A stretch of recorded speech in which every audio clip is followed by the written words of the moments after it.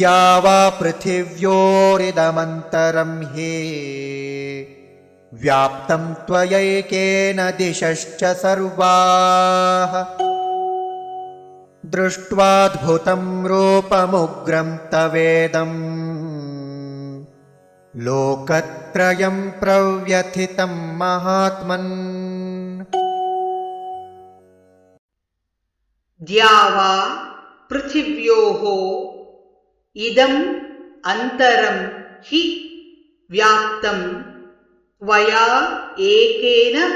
दिशः च सर्वाः दृष्ट्वा अद्भुतं रूपम् उग्रं तव इदं लोकत्रयं प्रव्यथितं महात्मन् द्या वा पृथिव्योरिदमन्तरं हि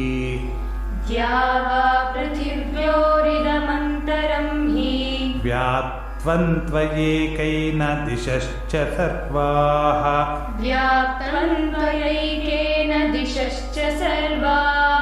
दृष्ट्वाद्भुतं रूपमुग्रं तवेदं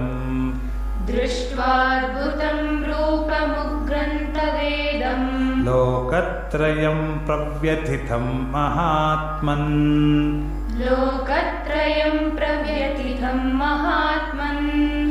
द्या वा पृथिव्योरिदमन्तरं हि व्याप्तं त्वयैकेन दिशश्च सर्वाः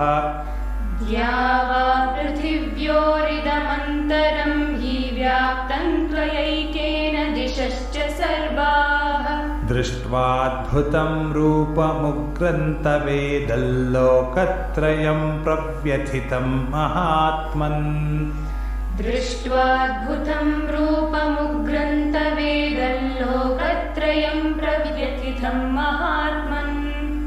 द्या वा पृथिव्योरिदमन्तरं हि व्याप्तं त्वयैकेन दिशश्च सर्वाः दृष्ट्वाद्भुतं रूपमुग्रं तवेदल्लोकत्रयं प्रव्यथितं महात्मन्